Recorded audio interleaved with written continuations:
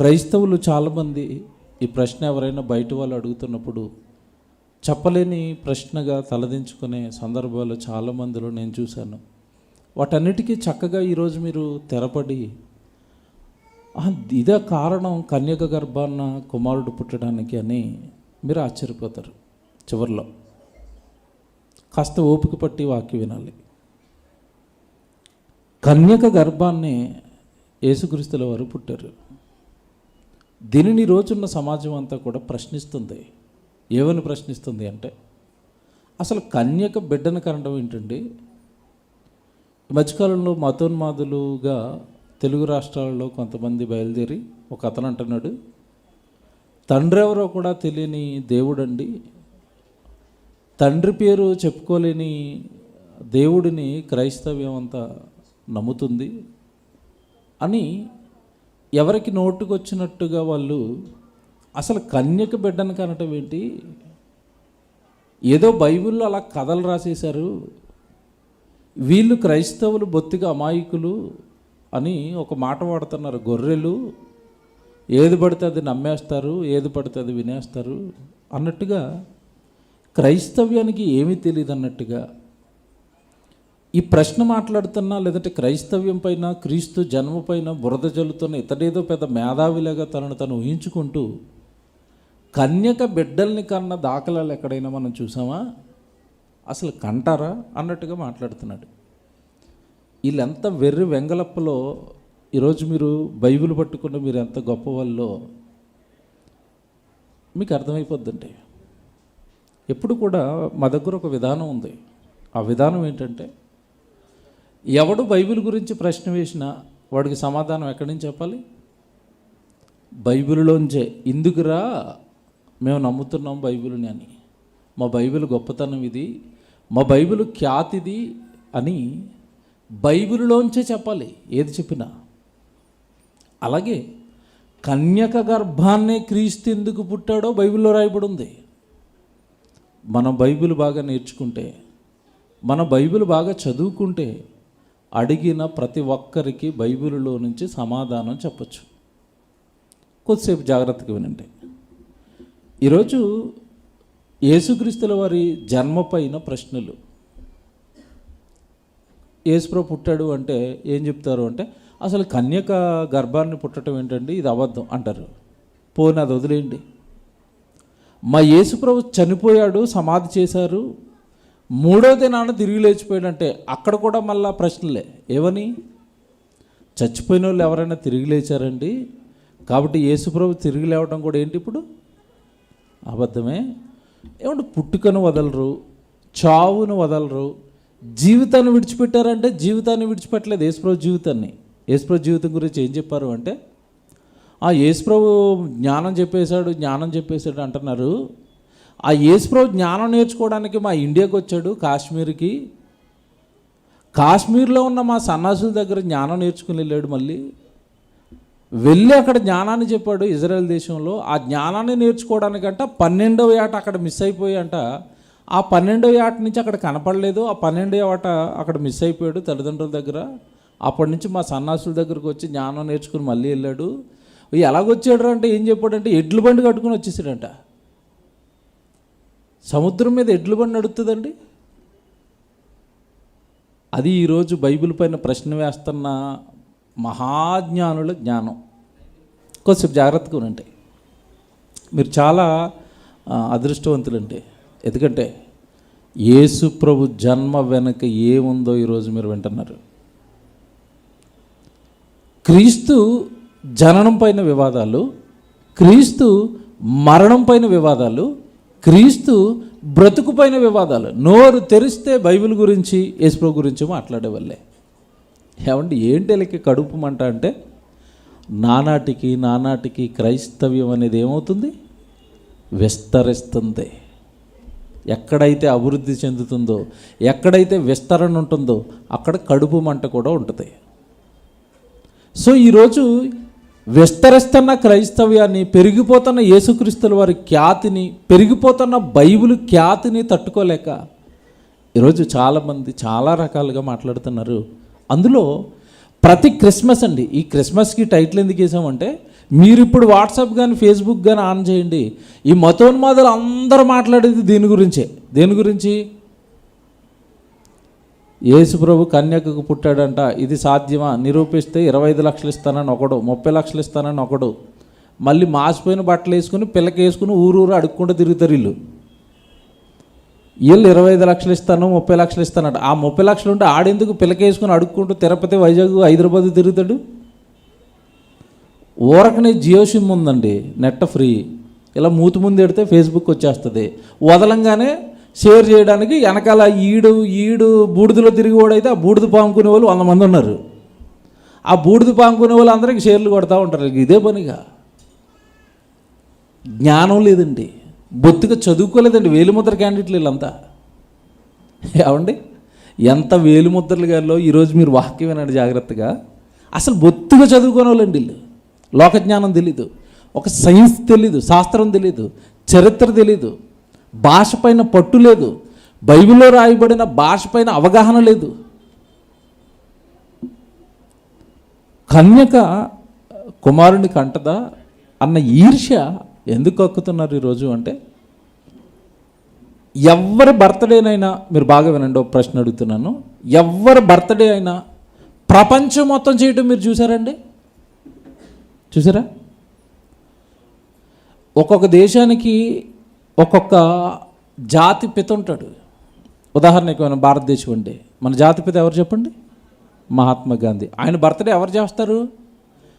కేవలం భారతీయులు చేసుకుంటారు అంతే, పక్క దేశస్తులు చేసుకుంటారా? చేసుకోరండి. అలాగే దక్షిణాఫ్రికా ఉంది, దానికి ఒక జాతిపిత ఎవరు? Nelson Mandela. ఆ దేశం మాత్రమే చేసుకుంటుంది. ప్రపంచం మొత్తం బర్త్డే జరుపుకునే ఏకైక వ్యక్తి ఎవరైనా ఉన్నారంటే ఆయన ఒక్క యేసు ప్రభువే. ప్రపంచం మొత్తం చేస్తారు. విచిత్రం ఏంటంటే ఎవరి బర్త్డే అయినా ఒకరోజు చేస్తారు, ఈయన బర్త్డే నెల మొత్తం చేస్తారు ప్రపంచం అంతా. ఇంత ఖ్యాతి క్రీస్తుకు వచ్చేసరికి తట్టుకోలేకపోతున్నారండి వీళ్ళు. ఎలాగైపోయిందంటే, ఏమండి, చీకట్లో ఉన్న పురుగుల మీదకి ఎప్పుడైనా ఏదైనా కప్పు కానీ ఏమంటారు చిప్పలు కానీ ఏమైనా మట్టిగూళ్ళు కానీ కింద పురుగులు ఉంటాయి చూడండి, చీకట్లో ఉన్నంతసేపు అలా చీకట్లో ఉండిపోతాయి. ఎప్పుడైనా ఎవడన్నా వచ్చి ఒక్కసారి ఆ కప్పు అలా ఓపెన్ చేయగానే వెలుగు పడగానే ఇవేమైపోతాయి? చెల్లాచెదురు. అలాగ అయిపోతున్నారండి ఈరోజు క్రీస్తు విరోధులంతా. కారణం ఏంటంటే ఆయన జ్ఞానం, ఆయన ఖ్యాతి ప్రపంచం అంతా పాకిపోతుంటే తట్టుకోలేని తత్వం అయిపోయింది ఈరోజు. మీరు జాగ్రత్తగా వినండి, యేసుక్రీస్తుల వారి మీద ఇలాంటివి వస్తాయి. వచ్చినప్పుడు సరైన బైబిల్లో పట్టున్నవాడు నిలబడతాడు. యేసు ప్రభుని సరిగా అర్థం చేసుకోలేనివాడు, సరైన పట్టు లేనివాడు పడిపోతాడు. నా కుమారుడి మీద, క్రీస్తు మీద వివాదాలు వస్తాయి జాగ్రత్త అని దేవుడు ముందుగానే బైబిల్లో క్రైస్తవ్యానికి రాసిపెట్టాడు. లూకాసు వార్త బైబిల్ ఓపెన్ చేయండి, 2వ అధ్యాయము 34 వచ్చిన చూడండి. బైబిల్లో లూకాసు వార్త 2వ అధ్యాయము 34 వచ్చును. త్వరగా చదవండి, ఎవరో ఒకరు బైబిల్ స్పీడ్గా తీసుకోండి. మన పిల్లలు స్పీడ్గా ఉండండి. లూకాసు వార్త 2వ అధ్యాయము 34 వచ్చును. సుమియోను వారిని దీవించి, ఇదిగో అనేకుల హృదయాలోచనలు బయలుపడినట్లు ఇశ్రాయేలులో అనేకులు పడుటకును తిరిగి లేచుటకును వివాదాస్పదమైన గురుతుగా ఈయన నియమింపబడి ఉన్నాడు. ఎవరు? యేసుప్రభు చిన్న పిల్లోడండి. అప్పటికి 8వ దినాన్న సున్నతి చేయించడానికి దేవాలయం దగ్గరికి తీసుకెళ్తే ఆ దేవాలయం దగ్గర ప్రవక్త మాట్లాడుతున్న మాటలు ఇవి. ఏమని? అనేకులు పడుటకును తిరిగి లేచుటకును. యేసుప్రభు ఎవరంట? వివాదాలకు గుర్తు. వివాదాలన్నీ ఎవరి చుట్టూ ఉంటాయి? యేసుప్రభు చుట్టే ఉంటాయి. లోకంలో ఒక సామెత ఉంది, మీకు జ్ఞాపకం చేస్తాను, టక్కమని స్ట్రైక్ అయిపోద్ది. కాచే చెట్టుకే ఏముంటాయంట? చెప్పండి గట్టిగా. ఎందుకు రాళ్ళు పడుతున్నాయి చెట్టుకి? కాయలు ఉన్నాయి కనుక. క్రీస్తే ఎందుకు వివాదం అవుతున్నాడు అంటే, క్రీస్తు లోకరక్షకుడు గనక, స్టార్ గనుక. క్రీస్తు మీదే ఎందుకు వివాదాలు తెస్తున్నారంటే, ఓవర్ నైట్ స్టార్ అయిపోవాలంటే యేసుప్రభుని తిట్టాలా? అందరూ చూస్తారు. నన్ను తిడితే ఎవడు చూస్తాడండి ఆడిని? మిమ్మల్ని తిడితే ఎవడు చూస్తాడు? అది యేసుప్రభుని తిడితే, బైబిల్ని తిడితే రాత్రికి రాత్రి స్టార్ అయిపోవచ్చు. ఈ మధ్యకాలంలో సినిమా వాళ్ళ ట్రెండ్ ఎలాగుందంటే, ఆడు మొహం ఏంటో కూడా ఎవరికి తెలియదండి. యూట్యూబ్ ముందుకు వచ్చి అంటాడు, చిరంజీవి నాకు ఫ్రెండే, ఇద్దరం కలిసి సినిమా చేసాం అంటాడు. ఉత్తిదే. ఎందుకు? చిరంజీవి పేరు చెప్తే ఏమైపోవచ్చు? ఫ్రేమ్ అయిపోవచ్చు. ఈ మధ్యకాలంలో ఒకటి తిరుగుతున్నాడండి, ఏదో పేరు ఉంటుంది వాడిది. అందరు సినిమా హీరోలు నేను వదిలేస్తే ఆ సినిమా హీరో చేసి హిట్ అయిపోయాడని చెప్తూ ఉంటాడు వీడు. ఉత్తిదేనండి, అన్ని అబద్ధాలే. మహేష్ బాబు సినిమా నేనే చేయాలి, నేనే వదిలేస్తే ఆయన చేసి హిట్ అయిపోయాడు అంటాడు. ఉత్తిదే. వీడి మొహం కూడా ఎవడు చూడలేడు, కోతి మొహంలో ఉంటుంది. అంటే ఎవరో పేరు వాడుకొని ఇదనేమవ్వాలి? ఫేమ్లోకి రావాలి, ఫేమస్ అయిపోవాలి. అలా ఈరోజు యేసుక్రీస్తుల వారిని అంటున్నది, బైబిల్ని అంటున్నది ఎందుకు అంటే, ఆయనన్నా బైబిల్నన్నా త్వరగా మనం ఏమైపోవచ్చు? ఫేమ్ అయిపోవచ్చు, ఫేమస్ అయిపోవచ్చు. యేసుప్రభుని తిట్టడం, కింద అది ఇవ్వటం అండి, ఏమంటారు దాన్ని? స్కానర్. మన దాన్ని నిలబెట్టుకోవడానికి ఇదిగో నేను తిడతా ఉంటాను, మీరు నాకు డబ్బులు పంపిస్తూ ఉండండి. ఆన్లైన్ బెగ్గర్స్ అండి. బైబిల్ని తిట్టడం, యేసుప్రభుని తిట్టడం, కింద అకౌంట్ నెంబర్లు వేయటం, ఇదే పనులకి అడుక్కునే వాళ్ళు, కొత్త రకం అడుక్కునే వాళ్ళు అండి. వీళ్ళు ఆన్లైన్లో ఉన్నారు. ఏమండి ఇంత కోపం ఎందుకు వస్తుందంటే, పోనీ జ్ఞానయుక్తంగా జ్ఞానాన్ని పెట్టి, సైన్స్ని పెట్టి, ఏమన్నా వాడికి తెలిసిన నీతిని పెట్టి మాట్లాడితే మాట్లాడచ్చు. ఏముండదు, మళ్ళీ చదువుకోరు, వేలుముద్రలు వచ్చేస్తారంతే. క్రీస్తు జన్మ గురించి ఏం తెలుసని మాట్లాడుతున్నారు. కన్యక గర్భాన్న క్రీస్తు ఎందుకు పుట్టాల్సి వచ్చిందో ఏమి తెలుసని మాట్లాడుతున్నారు. తెలియాలి. చాలా సబ్జెక్ట్ ఉంది దాని వెనకాల, చాలా చరిత్ర ఉంది దాని వెనకాల. పోనీ నీ విషయాన్ని ముందుకెళ్తాను నేను. ఏంటి? అసలు పురుషుడు సహాయం లేకుండా స్త్రీ బిడ్డను కంటం ఏంటండి? స్త్రీలో బిడ్డలు ఎలా పుడతారు అంటున్నారు. నేను వాక్యం చదివిస్తాను బైబిల్లో. ఇలాంటి వాళ్ళందరికీ కాస్త బైబిల్ చూపించాల్సిన అవసరం ఉంది క్రైస్తవుడు. బైబిల్లో యేసుప్రభు ఒక మాట అంటున్నాడు. పౌలు గారు మాట చెప్తున్నారు. హెబ్రీయులకు రాసిన పత్రిక 10వ అధ్యాయము 5వ వచనం ఒకసారి బైబిల్ చూడండి. ఏమంటే నేను అంత బైబిల్ చెప్తాను, దయచేసి కొత్తగా వచ్చిన వారు బైబిల్లో ఉన్న ఈ వాక్యాలు మీరు రాసుకుని ఇంటికి వెళ్ళి మళ్ళీ చదవండి. బైబిల్లో ఇవన్నీ దేవుడు మన కొరకు రాయించి పెట్టాడు. హెబ్రీయులకు రాసిన పత్రిక 10వ అధ్యాయము 5వ వచనం అండి. కాబట్టి ఆయన ఈ లోకమందు ప్రవేశించినప్పుడు ఎలాగో చెప్పుచున్నాడు. లోకమందు ప్రవేశించినప్పుడు యేసుప్రభు లోకంలో ఏం చేశాడు? ప్రవేశించాడు అంటే పుట్టాడు అన్న పేరుతో, పుట్టుక పేరుతో ఈ లోకంలో యేసుక్రీస్తుల వారు ప్రవేశించాడంటే అంతకు ముందు ఉన్నాడా లేడా? గృహప్రవేశం అంటే అర్థం చెప్పండి. కొత్తగా కట్టుకున్న గృహంలోనికి ప్రవేశం చేస్తున్నారు. ప్రవేశం చేయటం పుట్టటమా, అందులోకి వెళ్ళటం. ఇప్పుడు యేసుప్రభు లోకంలోనికి ఏం చేస్తున్నాడంట? ఆయన ఈ లోకమందు ప్రవేశించినప్పుడు, ప్రవేశించాడంటే అంతకుముందు ఉన్నాడు. ఎప్పటి నుంచి ఉన్నాడు? జగత్తుకు ముందు నుంచి ఉన్నాడు. ఆది యందు వాక్యం ఉండెను, వాక్యము దేవుని వద్ద ఉండెను, వాక్యము దేవుడై ఉండెను. 14వ వచనం యోహాను సువార్త అండి, మొదటి అధ్యాయం చెబుతున్నాను నేను. యోహాను సువార్త మొదటి అధ్యాయం 1వ వచనం ఇది. ఆది యందు వాక్యం ఉండెను, వాక్యము దేవుడై ఉండెను, వాక్యము దేవుని వద్ద ఉండెను. 14వ వచనానికి వచ్చేసరికి ఏమంటాడు? ఆ వాక్యమే శరీరధారి అయి కృపాసత్య సంపూర్ణుడుగా మన మధ్య నివసించాడు. ఆ వాక్యమే. ఏ వాక్యం? ఆదిలో ఉన్న వాక్యమే. అంటే ఎప్పటివాడు యేసుప్రభు? ఆది నుంచి ఉన్నవాడు, ఈ సృష్టికి ముందు నుంచి ఉన్నవాడు, మానవాళి ఎవరు పుట్టక ముందు నుంచి ఉన్నవాడు, జగత్తు పునాది వేయబడక ముందు పుట్టినవాడు, జగత్తులో నాశనమైపోయిన తన తమ్ముళ్ళు చెల్లెల కోసం పరమ తండ్రి ఆజ్ఞతో పరమ తండ్రి జ్యేష్ఠ కుమారుడైన యేసుక్రీస్తుల వారు 2021 సంవత్సరాల క్రితం కన్యక మరియ గర్భాన ఈ లోకంలోనికి ప్రవేశం చేసినవాడు. అది ఇప్పుడు మీరు చదువుకుంటున్న మాట. ఆయన ఈ లోకమందు ప్రవేశించినప్పుడు ఇలాగ చెప్పుచున్నాడు. ఏం చెప్తున్నాడు? జాగ్రత్తగా చదవండి బైబిల్లో. ఏం చెప్తున్నాడు ఆయన?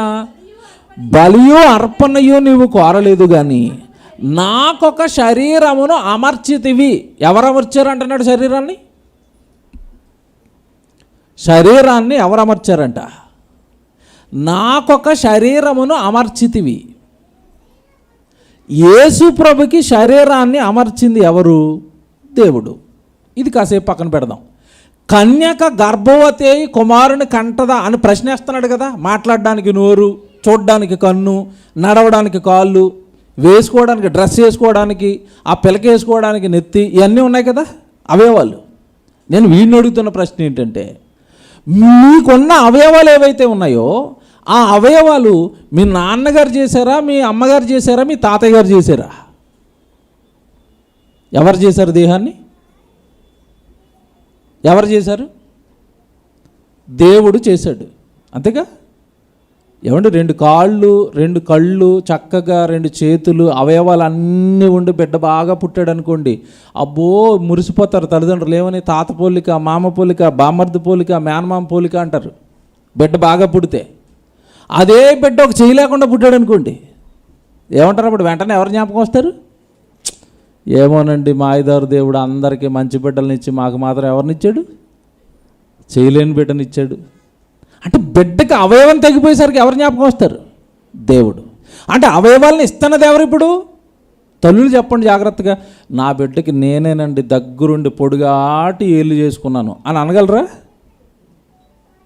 నా బిడ్డకి నేనేనండి దగ్గరుండి ఎర్ర చందనం లాంటి బాగా మంచి కలర్ వేసుకున్నాను అని చెప్పగలరా? రంగేసింది నువ్వు కాదు, వేలు బిగించింది నువ్వు కాదు, జుట్టు పెట్టింది నువ్వు కాదు, పళ్ళు పెట్టింది నువ్వు కాదు, కళ్ళు పెట్టింది నువ్వు కాదు. అసలు శరీరం నిర్మాణంలో తల్లికి కానీ తండ్రికి కానీ ఎటువంటి పాత్ర లేదు. ఉందన్నవాడిని ఒక్కడిని చేయలేపమన్నాడు ప్రపంచంలో. ఉన్నాడా? ఇక్కడ కరెక్ట్గా దేవుడు చెప్తున్నాడు ఏమని? బలియు అర్పణయు నువ్వు కోరలేదు కానీ నాకొక శరీరమును అమర్చితివి. శరీరాన్ని అమరుస్తున్నది ఎవరు? దేవుడు. శరీరాన్ని బాగా వినండి, శరీరాన్ని అమరుస్తున్నది దేవుడు. క్రైస్తవులకి ఇవన్నీ తెలిసి ఉండాలండి. దీనికి బోల్డ్ వాక్యాలు ఉన్నాయి, రాసుకుని ఇంటికి వెళ్ళిన తర్వాత చదవండి. నేను అవన్నీ చూపించను, టైం లేదు. ఏమండి యాకోబు గారు రాసిన పత్రిక, లేదంటే మీరు యోబు గ్రంథం 10వ అధ్యాయం 8వ వచనం రాసుకోండి. ఇవన్నీ అంతే. యోబు గ్రంథం 10వ అధ్యాయం 8వ వచనం, యెషయా గ్రంథం 44వ అధ్యాయం 2వ వచనము, అలాగే ఇర్మియా గ్రంథం 1వ అధ్యాయం 4వ వచనం. ఈ 3 వచనాలలో దేహాన్ని కడతన్నది, అవయవాలను ఇస్తున్నది దేవుడే. తల్లి గర్భంలో నీకంటూ రూపాన్ని నిర్మిస్తున్నది దేవుడే అని అక్కడ రాశాడు. కాదన్నవాడు ప్రపంచంలో లేడు. నా అవయవాలు నేనే చేసుకున్నాను అన్నవాడు ఎప్పటి వరకు పుట్టలేదు, పుట్టడు కూడా. అంటే దేహాల్ని అమర్చి కడుతున్నది ఎవరు ఇప్పుడు? ఎవరు? దేవుడు. ఇది పక్కకు పెట్టుకోండి. ఇవన్నీ పేర్చుకుంటూ రావాలి ఇప్పుడు నేను చెప్పడానికి. ఎక్కడికి తీసుకొస్తానంటే కన్యక గారి దగ్గరికి తీసుకొస్తాను. మీరు ఇవన్నీ జాగ్రత్తగా వినాలి. దేహాన్ని తల్లి గర్భంలో కడతన్నది దేవుడైతే, దేహాన్ని దేవుడు కట్టడానికి, బాగా వినండి, దేహాన్ని దేవుడు కట్టడానికి అసలు ఎన్ని పద్ధతులు వాడాడు ఇవేమన్నా తెలుసా? ప్రశ్న మళ్ళీ అడుగుతున్నాను, జాగ్రత్తగా వినాలి. దేవుడు దేహాన్ని కట్టడానికి బైబిల్లో ఎన్ని పద్ధతులు వాడాడు? ఈ రోజున్న ప్రపంచానికి ఒకటే పద్ధతి తెలుసు. ఏం పద్ధతి? స్త్రీ పురుషులకి యవ్వనం వచ్చిన తర్వాత వివాహం చేస్తే వారి దాంపత్య జీవితం ద్వారా ఎవరు పుడతారు? బిడ్డలు పుడతారు. ఇది తప్ప ఇంకొకటి తెలియదండి. విచిత్రం ఏంటంటే ఆ దేహాలను భూమి మీదకి దించడానికి దేవుడు దీనికి పూర్వం కొన్ని మెథడ్ వదిలేశాడు. ఉదాహరణ కూడా జ్ఞాపకం చేస్తాను మీకు. ఆదాము గారిని దేవుడు ఎలా కన్నాడు చెప్పండి? ఆదాము గారిని దేవుడు ఎలా చేశాడు? ఆదాము గారి తల్లి పేరు చెప్పండి, ఆదాము గారి తండ్రి పేరు చెప్పండి. ఉన్నారా? తల్లిదండ్రులు ఉన్నారా? లేరు. మరి మనిషి ఎలాగొచ్చాడు? ఆదాము ఎలాగొచ్చాడు? దేవుడైన యెహోవా నేల మంటితో నరుణ్ణి నిర్మించి, దేంతో? గట్టిగా చెప్పండి సరే. నేల మట్టితో నరుణ్ణి చేసిన దేవుడికి కన్యక గర్భంలో శరీరాన్ని చేయటం కష్టమా? బాగా ఆలోచించండి. ఇది మనం చెప్పామనుకోండి, మీ బైబిల్ అండి మీరు 100 చెప్తారండి అంటారు. ఈ మట్టి బుర్రలకి వెళ్ళగడానికి మట్టి కూడా చెప్తాను. మట్టి అంటే లోకజ్ఞానం. మట్టి అని ఎందుకు అంటున్నామంటే దేవుడు అన్నాడు మమ్మల్ని ఏమని, దేవుడు లోకమును లోకజ్ఞానాన్ని ఎలా చేశాడు, వెర్రితనం. ఆడు వెర్రి కూడా చెప్తే కానీ వెర్రిబాగులకి ఎక్కదు. బైబిల్ చెప్పామనుకోండి, మీ బైబిల్ చెప్తారండి మీరు అంటాడు. ఎరుబాగుల జ్ఞానం చెప్పాలి. ఇప్పుడు ఈ ఎరుబాగులో ఎర్రి జ్ఞానం చెప్తాను చూడండి. టెస్టెడ్ ట్యూబ్ బేబీస్ ఎంతమందికి తెలుసు చెప్పండి? మెడికల్ వాళ్ళకి తెలుసు, 2-3 చేతులు వేసి అంతే, ఇంకెవరైనా లేవలేదు. టెస్టెడ్ ట్యూబ్ బేబీస్ తెలుసా? వివాహం జరిగింది, జాగ్రత్తగా వినండి. ఈ బేబీలు ఎలా పుడతారో చెప్తాను. వీడియో ఉందా బాబు? రాత్రి ఎవరికో ఇచ్చాను. ఈ బేబీలు ఎలా పుడతారో తెలుసండి? వివాహం అయిన తర్వాత భార్యకు కానీ భర్తకు కానీ ఇద్దరిలో ఎవరైనా బిడ్డల్ని కనడానికి ఇద్దరిలో ఎవరిలో ఎలాంటి లోపం ఉన్నా సరే డోంట్ వరీ, మీరు బిడ్డల్ని కనవచ్చు అంటున్నారు వీళ్ళు. నిజానికి భార్య గర్భం బిడ్డను మోయడానికి కరెక్ట్గా లేదు. ఏవో చిన్న చిన్న మెడికల్ ప్రాబ్లమ్స్ ఉంటాయి కదండి, అవయవాల లోపాలు ఉంటాయి. లేదంటే గర్భాశయం అండాన్ని రిలీజ్ చేయకపోవచ్చు, రిలీజ్ చేసిన అండాలు ద్వారాలు గుండా మరి ఏమంటారు వాటిని ప్రయాణం చేయకపోవచ్చు, బోల్డ్ అని అడ్డంకులు ఉండొచ్చు, బోల్డ్ అని కష్టాలండి ఆడపిల్లలకి ఆ గర్భంలో అండాలు రిలీజ్ అవ్వటం అనేది. సో ఆ ప్రాబ్లం ఉందనుకోండి స్త్రీకి, భార్యకు, నో ప్రాబ్లం, మేము టెస్ట్ ట్యూబ్ బేబీ ద్వారా మీకు బిడ్డను కనడానికి మేము సహాయపడతాం అంటున్నారు. అలాగే భర్త బిడ్డలను కనలేకపోతున్నాడు, ఆ వీరికణాలు చనిపోవటమో లేదంటే ఏదైనా ప్రాబ్లం ఉందనుకోండి, డోంట్ వరీ, మీ పక్షాన మేము ఉన్నాం, టెస్ట్ ట్యూబ్ బేబీ ద్వారా మీకు బిడ్డను కనించేస్తాం అంటున్నారు. ఇదంతా ఒక సైన్స్ అండి. కొంచెం మీకు సైన్స్ పైన అవగాహన ఉంటే ఇది అర్థమవుతుంది. అంటే వీళ్ళే స్వతహాగా తండ్రి నుండి శుక్రకణం, తల్లి నుండి అండం బయటకు తీస్తారు. తీసి బయట వాటిని ఫలదీకరణం చెందిస్తారు. బయట అసలు గర్భాలతో సంబంధం లేదు, తల్లితో కానీ తండ్రితో కానీ భార్యతో కానీ భర్తతో కానీ సంబంధం లేదు. అక్కడి నుంచి శుక్రకణం, ఇక్కడి నుంచి అండం తీసుకుని 2 ఫలదీకరణం చెందించి పిండంగా తయారు చేసిన తర్వాత ఈ పిండాన్ని వీళ్ళే కావాలనుకుంటే ఆవిడ భార్య గర్భంలోకి పంపిస్తారు. లేదు నేను బిడ్డను కనడం అంటే అద్దె గర్భం మరొక స్త్రీని మాట్లాడుకునండి డబ్బులకి, పేమెంట్కి బిడ్డను కనడానికి ఈ ఫలదీకరణం చెందిన పిండాన్ని పట్టుకెళ్ళి మరొక అద్దె గర్భంలో పెడతారు. అక్కడ బిడ్డ తయారైపోద్ది. తెలుగు బాబు ఇది 4 minutes ఇంగ్లీష్దా తెలుగుదన్నా ప్లే చేయి. ఏమంటే ఒక్కసారి అది వినండి. అంటే మీకు ఇవన్నీ ఎవరితోనైనా వాదించాలి అంటే బిడ్డలు ఎలా పుడుతున్నారో కనీసం అవగాహన లేకపోతే కన్యక బిడ్డను ఎలా కంటదో లేదో మనం ఏం చెప్తాం చూడండి ఒక్కసారి. Right play. సౌండ్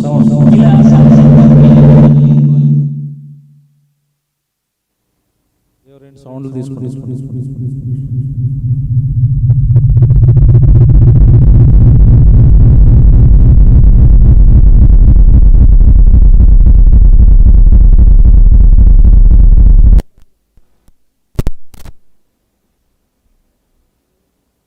కెమెరా ఫోకస్లో ఉందా?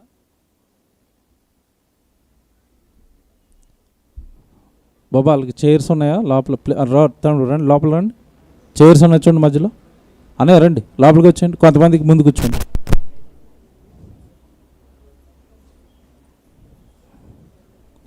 రేపు మధ్యలో చైర్స్ ఉంటే చూపించండి. ముందుగా నా ఛానల్ని సబ్స్క్రైబ్ చేసుకోండి, అలాగే పక్కన ఉన్న బెల్ ఐకాన్ని క్లిక్ చేయడం ద్వారా నా ప్రతి వీడియో మీరు చూడగలుగుతారు.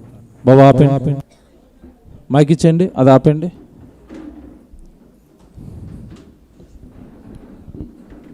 హలో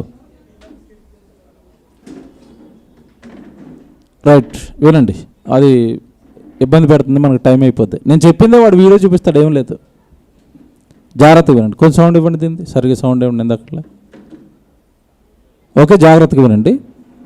ఈరోజు లోకంలో తల్లి సహాయం లేకుండా, తండ్రి సహాయం లేకుండా, కేవలం వైద్య సహాయంతో తల్లి నుండి తండ్రి నుండి మరి ఆ కణాలు సేకరించి అద్దె గర్భంలో కూడా బిడ్డలు కనేస్తున్నారు.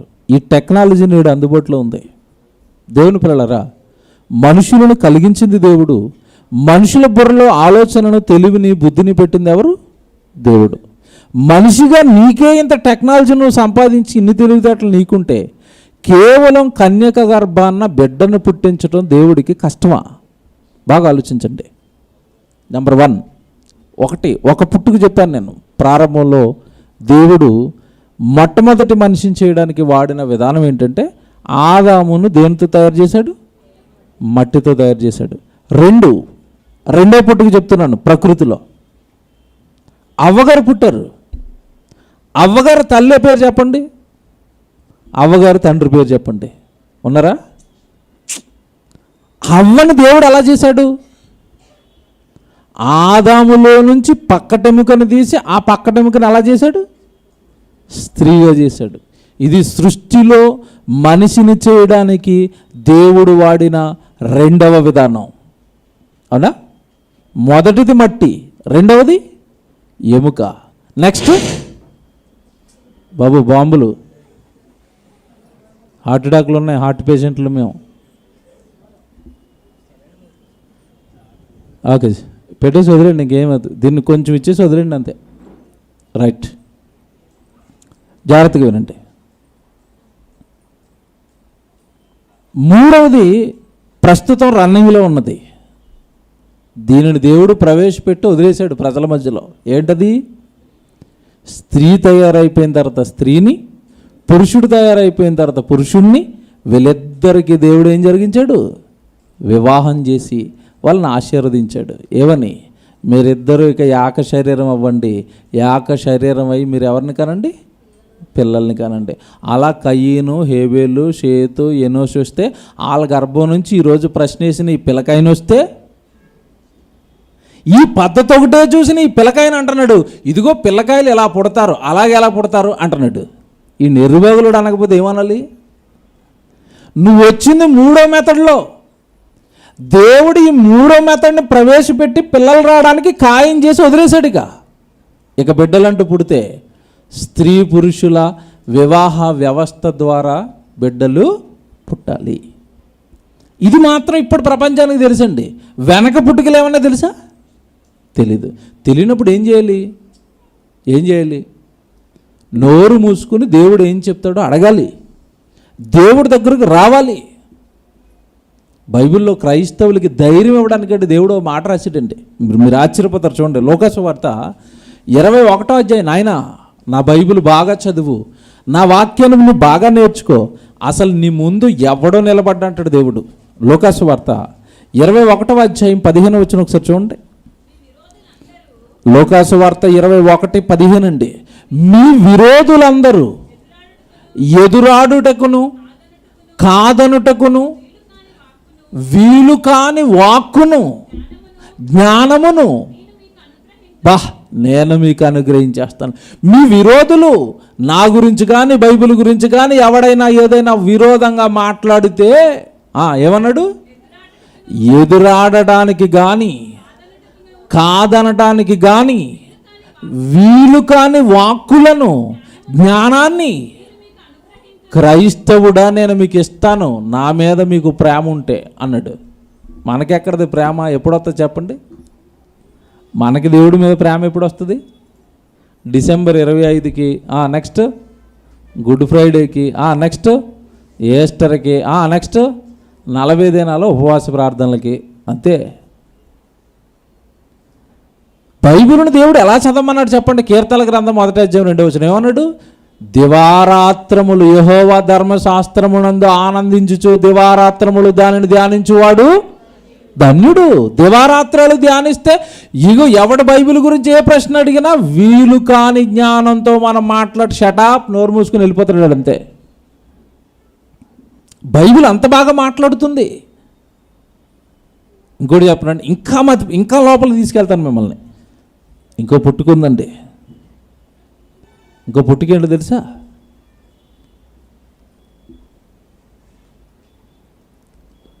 పౌలు గారు బైబిల్లో నా పిల్లలారా నా పిల్లలారా నా పిల్లలారా అని మాట్లాడతాడు. ఎవరు? పౌలు గారు.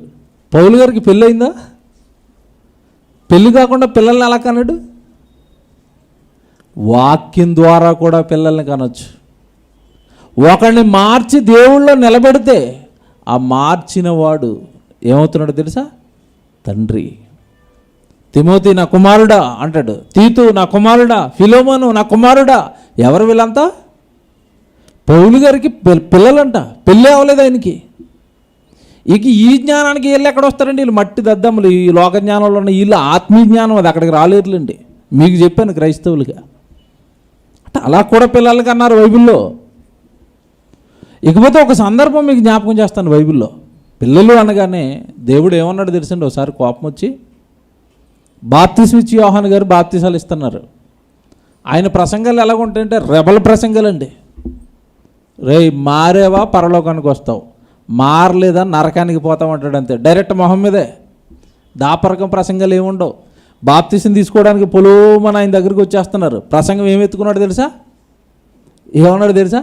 మన దగ్గరికి వస్తే అనే వందనాలు, అక్క వందనాలు, బాగున్నారా అంటంగా వస్తున్న వాళ్ళు ఏమన్నాడు తెలుసా? సర్ప సంతానమా అన్నాడు. అంతే. వచ్చినాడు అవాక్. ఇదేట్రా బాబు, పోయి దేవుడి దగ్గరికి ఏదో మాటలు చెప్తాడని వెళ్తుంటే ఏమన్నాడు? సర్ప సంతానమా, మారండి, మారు మనసు పొందండి, మారు మనసు తగిన ఫలాలు మీరు ఫలించండి, మారండి మారండి మారండి.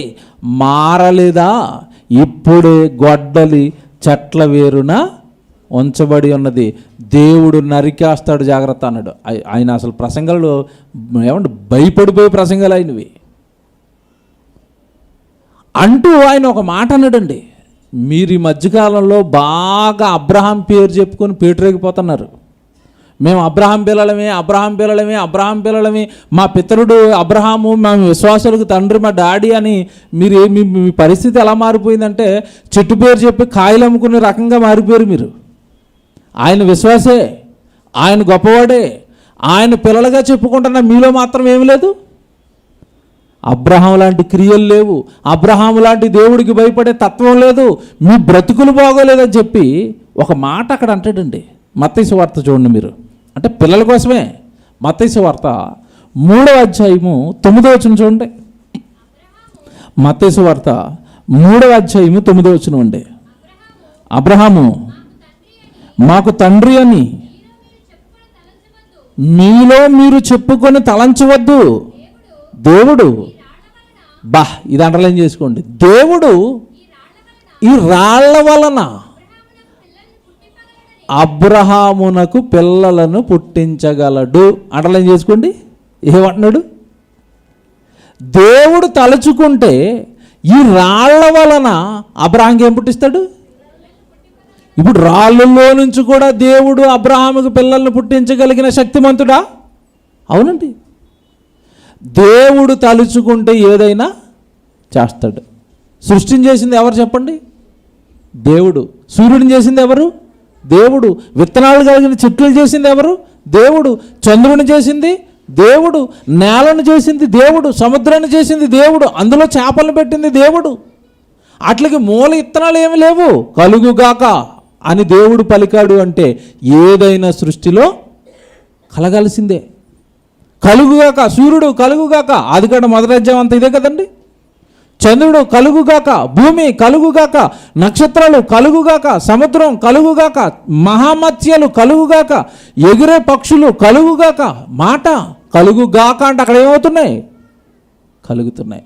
ఎంత శక్తిమంతుడైన దేవుడికి ఒక కన్యక గర్భాన కుమారుని పుట్టించడం కష్టం కాదండి. ఇదంతా మీకు ఎందుకు చెప్తున్నాను అంటే అసలు వీళ్ళ బుర్రల్లో అక్కడ వరకు రాలేదు, బైబిల్ వరకు ఇంత జ్ఞానం వాళ్ళకి తెలియదు అని చెప్పడానికి చెప్తున్నాను. అలాగే అసలు చెప్తాను, ప్రశ్న చెప్తాను, అసలు కన్యక గర్భాన్ని ఎందుకు పుట్టాడో కూడా చెప్పే ముగిస్తాను నేను.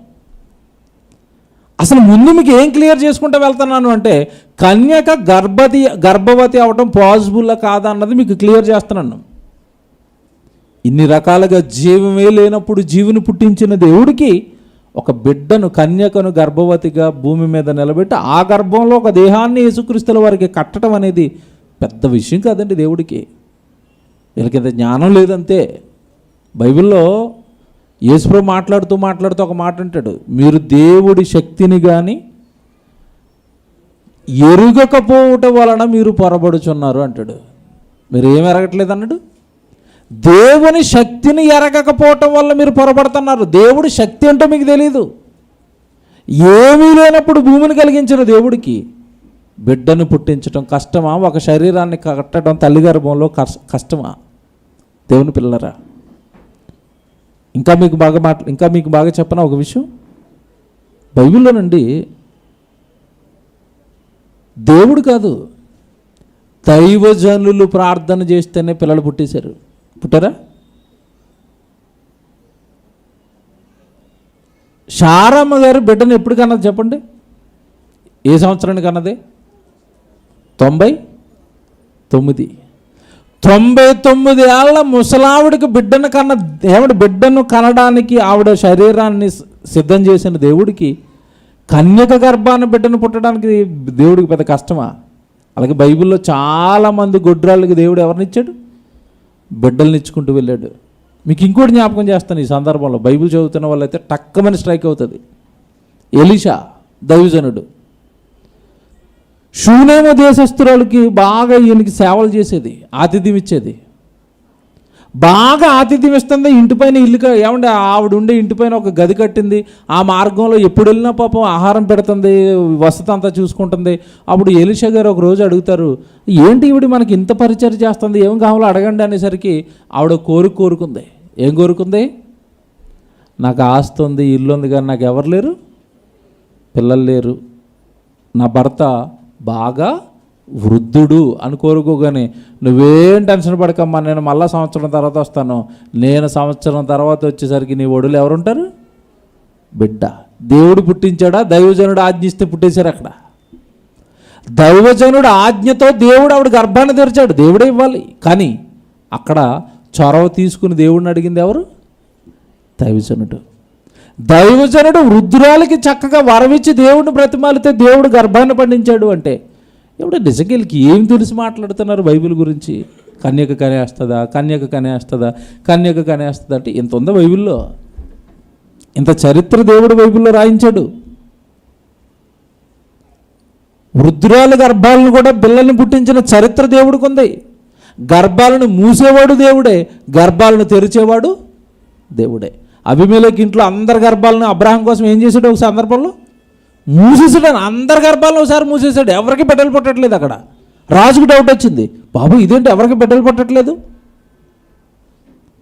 శారమ్మ గారిని తప్పుడు చూపుతో చూస్తున్నారన్న కోపంతో దేవుడు అబీమెలెకు ఇంట్లో ఉన్న అందరి గర్భాలను మూసేశాడంటే మీరు ఆలోచించండి. బిడ్డలు అనేది దేవుడికి చిన్న విషయం అండి. గర్భాన్ని పండించడం అనేది దేవుడికి చిన్న విషయం. దేవుని పిల్లరా, ఇదంతా మీరు మనసులో పెట్టుకుని ఇప్పుడు వస్తున్నాను. మరి ఎందుకు యేసుక్రీస్తుల వారిని దేవుడు కన్యక గర్భాన్ని పుట్టించాడు? ఓకే, చెప్తానండి. యేసుక్రీస్తుల వారు అనగానే ఎవరని చెప్పాను ప్రారంభంలో నేను? లోక రక్షకుడు. అంటే లోకం మొత్తానికి రక్షణ కావాలి అన్నా, పాపం పోవాలి అన్నా, చచ్చిపోయిన తర్వాత పరలోకానికి వెళ్ళాలి అన్నా ఒకే ఒక్కడు దిక్కు. ఆ ఒక్కడెవరు? యేసుప్రభు. ఈ ఒక్కడిని లోకరక్షకుడని ప్రపంచం ఎలా గుర్తించాలి? యేసుప్రభువే లోకరక్షకుడని ప్రపంచానికి ఎలా తెలియాలి?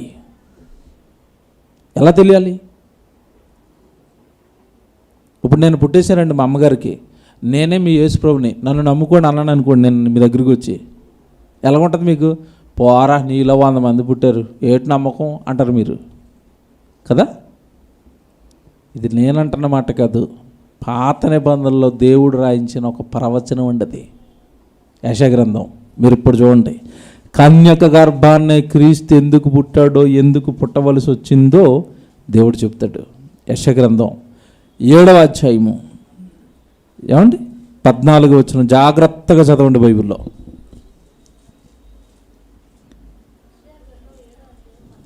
యెషయా గ్రంథం 7వ అధ్యాయము ఏమండి 14వ వచనం చూడండి జాగ్రత్తగా. కాబట్టి ప్రభు, బాగా చదవాలి బైబిల్ లేని వాళ్ళు బాగా చెవి పెట్టి వినాలి. మళ్ళీ చదవడం గట్టిగా. కాబట్టి ప్రభు తానే ఒక సూచన మీకు చూపును. అండర్లైన్ చేయండి ఫస్ట్ అది. కాబట్టి ప్రభువు తానే ఒక సూచన మీకు చూపును. సూచక క్రియ అంటే అర్థం ఏంటి చెప్పండి? అద్భుతం, అని అర్థం, అంతేనా? సూచక క్రియ, సూచన అంటే అర్థం ఏంటి? అద్భుతం లేదా గురుతు. మోషే గారిని దేవుడు ఫరో ముందుకు పంపిస్తున్నాడు. మోషే ఏమంటున్నాడు? అక్కడికి వెళ్ళిన ఆ ఇశ్రాయేలు నన్ను నమ్మరు. మరి ఏంటి ప్రభువా? నేను నీకు సూచక క్రియలు ఇచ్చే శక్తిని ఇస్తాను, ఆ శక్తితో నువ్వు ఫరో ముందుకు వెళితే అప్పుడు నేను నమ్ముతారు. ఏమిచ్చాడు? కర్రను పట్టుకో, ఆ కింద పడాయి, ఏమవుతుంది? పాము అయిపోద్ది. వెంటనే తోకట్టుకుంటే మళ్ళీ ఏమైపోద్ది? కర్ర అయిపోద్ది. ఏంటది? సూచక క్రియ. రెండో పేరు చెప్పండి దానికి. అద్భుతం, అంతేనా? లేదా వండర్, లేదా విషయాన్ని గుర్తు ద్వారా చెప్పటం. అంటే దేవుడు మా వెనకున్నాడు అని చెప్పడానికి అదేంటది? గురుతు. సూచక క్రియ ద్వారా గురుతుగా దేవుడి గురించి చెప్పటం, లేదా అద్భుతం చేసి దేవుడి గురించి చెప్పటం. ఇది మనసులో పెట్టుకుని మీరు ఇప్పుడు వచ్చిన చదవండి మళ్ళా.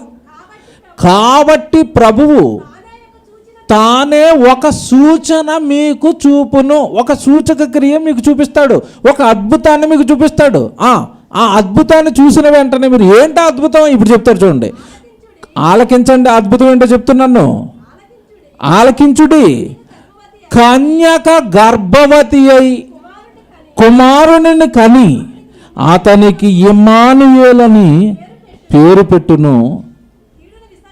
కీడును విసర్జించుటకును మేలును కోరుటకును అతనికి తెలివి వచ్చినప్పుడు అతడు ఏమండి పెరుగును తేరును. ఇది ప్రవచనం అండి, మీకు తెలుసు. ఎవరి గురించి ప్రవచనం చెప్పండి? ఇది యేసు ప్రభు గురించి. కన్యక గర్భవతి కుమారుని కంటదని మనం చాలా సంవత్సరాలుగా చదువుకున్నాం. కానీ దానికి ముందున్న లైన్నే మీరు గట్టిగా పెట్టుకోవాలి ఈరోజు. ఏంట లైను? కన్యక గర్భాన కుమారుడు పుడతాడు. ఎక్కడ పుడతన్నాడో చూసుకోండి. అతడే మీ ఇమ్మానుయేల్. ఇమ్మానుయేల్ అంటే దేవుడు మీకు తోడై ఉన్నాడు. అతని ద్వారానే దేవుడు మీకు తోడై ఉంటాడు. అతని ద్వారానే దేవుడు మీకు రక్షణ ఇవ్వబోతున్నాడు అని ప్రపంచం మొత్తం రక్షకుడిని గుర్తించడానికి ప్రపంచానికి దేవుడు చూపించిన అద్భుతమే, ప్రపంచానికి దేవుడు చూపించిన సూచక క్రియే కన్యక గర్భవతి అయి కుమారుణ్ణి కనటం. మీకు అర్థమైంది ఇప్పుడు? ఓరకనే ఆయన కన్యక గర్భాన్ని పుట్టలేదు. కన్యక గర్భాన్ని పుడతాడు కుమారుడు. ప్రపంచమా, లోకమా? లోకరక్షకుడు కన్యక గర్భాన్ని పుడతాడు. వెతుక్కోండి, ఎక్కడ పుడుతున్నాడు? భారతదేశంలో పుట్టాడా? అమెరికాలో పుట్టాడా? ఇంగ్లాండ్లో పుట్టాడా? చైనాలో పుట్టాడా? లోకరక్షకుడు కన్యక గర్భాన్ని పుడతాడు. వెతుక్కోండి.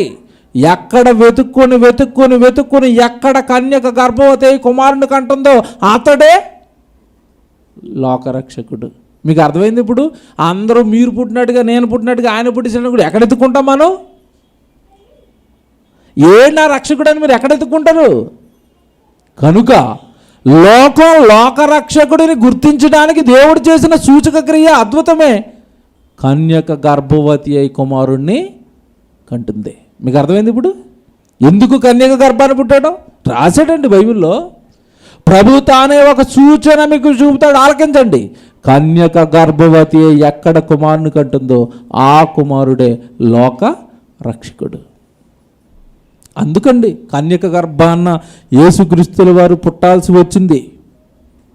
మీకు అర్థం కావడానికి ఉదాహరణ చెప్తాను. నోటు ఉందనుకోండి, ఇప్పుడు 100 రూపాయల నోటు. ఇది 100 రూపాయల నోటు అని గుర్తుపట్టడానికి దాని మీద ఒక సింబల్ ఉంటుంది. ఏం సింబల్ చెప్పండి? ఏం సింబల్?